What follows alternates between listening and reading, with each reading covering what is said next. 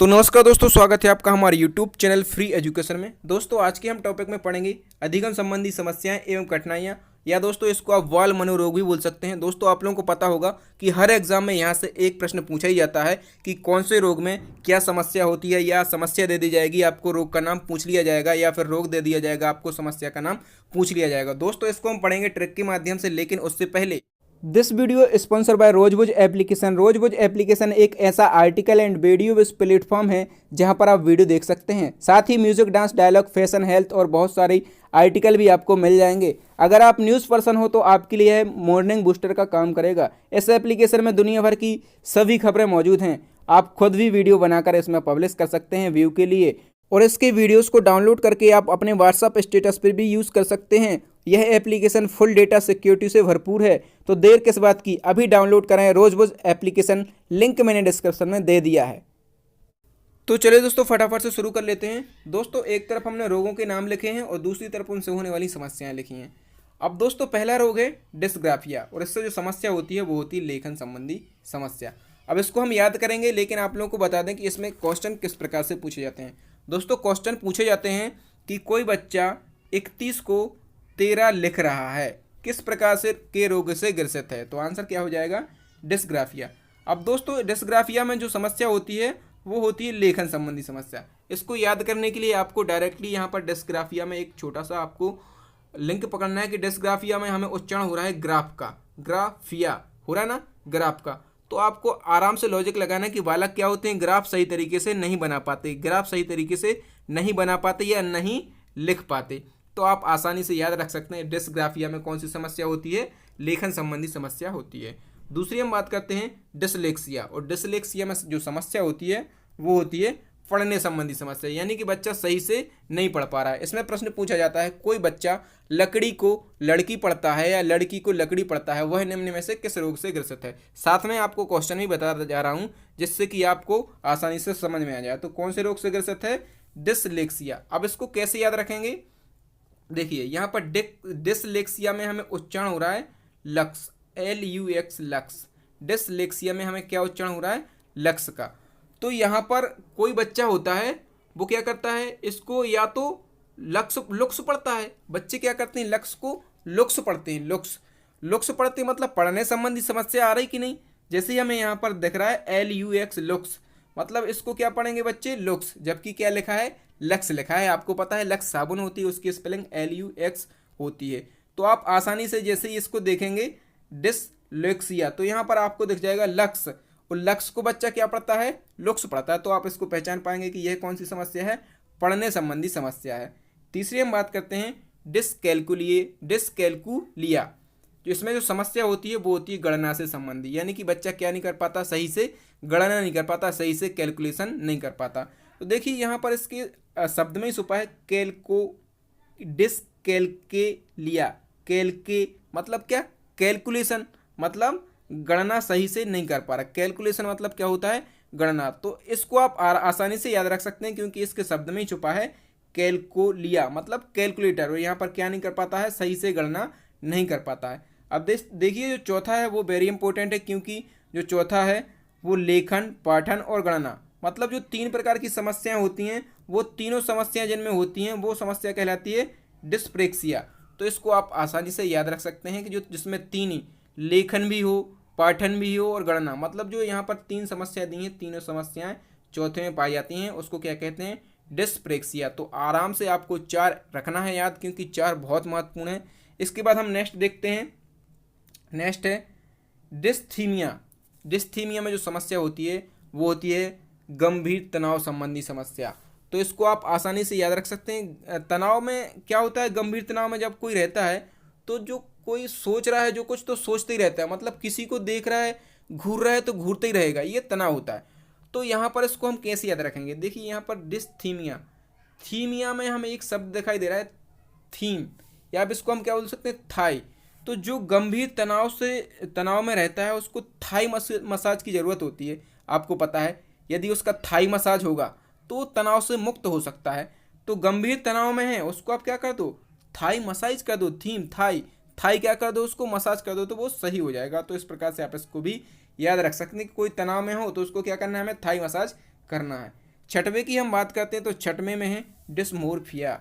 और डिस्मोर्फिया में कौन सी बीमारी होती है, कौन सी समस्या होती है? अपने आप को दूसरों से अधिक लंबा, अधिक ताकतवर समझना। कौन सा? दूसरों से अधिक अपने आप को क्या करना? सुंदर समझना, लंबा समझना और ताकतवर समझना, डिस्मोर्फिया। इसको हम आसानी से याद रख सकते हैं कि मोरपिया, इसमें आपको एक शब्द पकड़ना है मोरपिया। और मोरपिया के लिए हम हमेशा दूसरों से सुंदर, लंबा और ताकतवर बनने की कोशिश करते हैं। दूसरे से हमेशा सुंदर तो बनने की कोशिश करते हैं मोरपिया के लिए, मोरपिया के लिए। तो आप बिल्कुल आसानी से इसको याद रख सकते हैं कि मोरपिया के लिए आप दूसरों से अधिक सुंदर, लंबा और ताकतवर समझते हैं। नेक्स्ट हम बात करते हैं नंबर 7, अफेजिया। और अफेजिया में जो बीमारी होती है वो होती है भाषा संप्रेषण संबंधी। मतलब क्या है इसका, अफेजिया का? कि इसमें भाषा संप्रेषण संबंधी कठिनाई होती है। मतलब आप लैंग्वेज का सही तरीके से कम्युनिकेशन नहीं कर पाते। तो इसको कैसे याद रखेंगे? देखिए, अफेजिया से हमें एक रिलेट करना है अफेयर। और जब भी अफेयर की बात करना हो ना किसी से, तो हमारा संप्रेषण बिगड़ जाता है। हम रुक रुक की बात करते हैं, मतलब हमारा संप्रेषण एकदम से बिगड़ जाता है। हम बोलना कुछ और चाहते हैं और बोल कुछ और देते हैं अफेयर की जब भी बात आती है। तो इस प्रकार से आप बिल्कुल आपको याद रखेगा। देखिए, हमारा चैनल ही ऐसा है, हम इसी प्रकार से तैयारी कर पाते हैं और बिल्कुल गारंटी से हम गारंटी लेते हैं, आपको कभी नहीं भूलेंगे लाइफ टाइम यदि एक बार याद रख लेंगे तो। देखिए, अफेजिया, अफेयर, और जब भी अफेयर की बात आए ना, तो आपका संप्रेषण, भाषा को जो संप्रेषण है, कम्युनिकेशन है, आप बिल्कुल घबरा जाएंगे, मतलब अच्छे से कम्युनिकेशन नहीं कर पाएंगे। नेक्स्ट हम बात करते हैं डिस्फेजिया। देखिए, अफेजिया और डिस्फेजिया दोनों का संबंध है। ये क्या होता है डिस्फेजिया? जब अफेजिया किसी शारीरिक अक्षमता या रोग के कारण हो।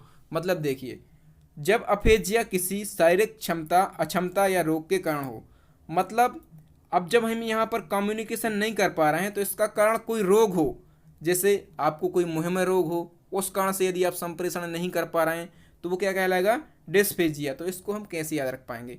देखिए, डिस्फेजिया मतलब आपका कोई शरीर का अंग हो गया है, डिस्चार्ज हो गया है, तब क्या आप सही तरीके से अफेजिया नहीं कर पा रहे हैं, मतलब सही तरीके से आप संप्रेषण नहीं कर पा रहे हैं। ठीक है, तो इसको भी आप आसानी से याद रख पाएंगे। आपका कोई अंग क्या हो गया?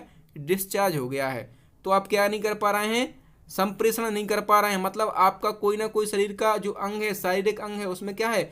अक्षमता है या रोग है। इस कारण से क्या है? आप सही तरीके से कम्युनिकेशन नहीं कर पा रहे हैं। तो दोनों चीज़ें आपको याद रखना है, ये पूछी जाती हैं। नेक्स्ट हम बात करते हैं नंबर 9, वुलिमिया। इसमें इसकी जो समस्या होती है वो होती है भोजन ग्रहण प्रवृत्ति संबंधी। मतलब भोजन ग्रहण संबंधी कैसे? क्या होता है कि कोई जो आदमी रहता है वो खाता ही जाता है, भले उसका पेट भर गया हो लेकिन वो खाता ही जाता है, उसको ऐसा एहसास ही नहीं होता है कि हमारा पेट भर गया है।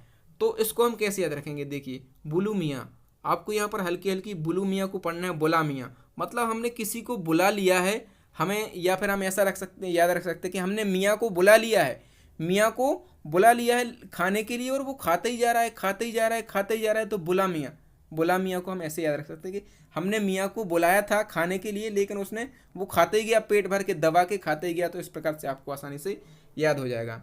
नेक्स्ट हम बात करते हैं नंबर 10 की, प्रोजेरिया।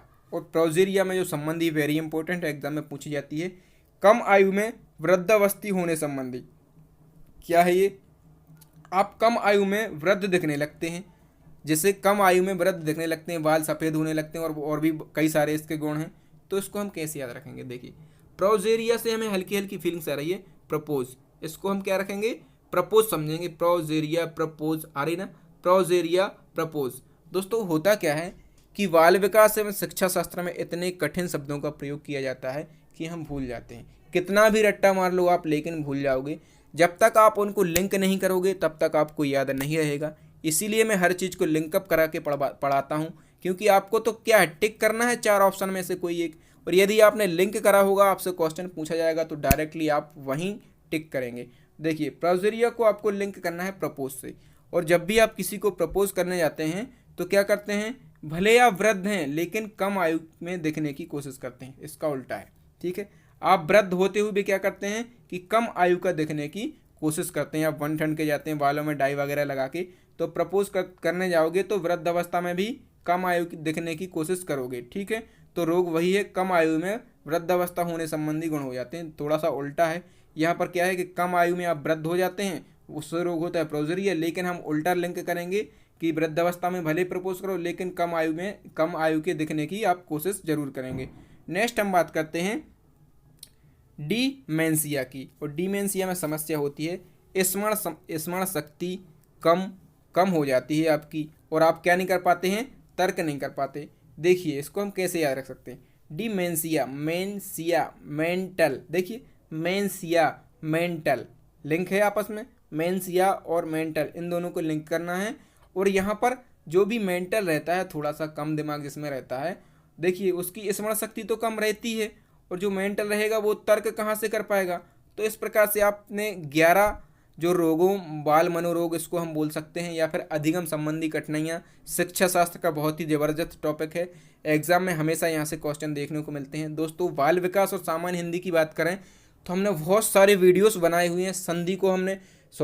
सामान्य हिंदी को हमने बहुत ही सरल ट्रिक के माध्यम से पढ़ा है। जितने भी टॉपिक हैं बहुत ही सरल ट्रिक के माध्यम से पढ़े हैं। बाल विकास में भी हमने बहुत सारे टॉपिक को ट्रिक के माध्यम से समझा दिया है।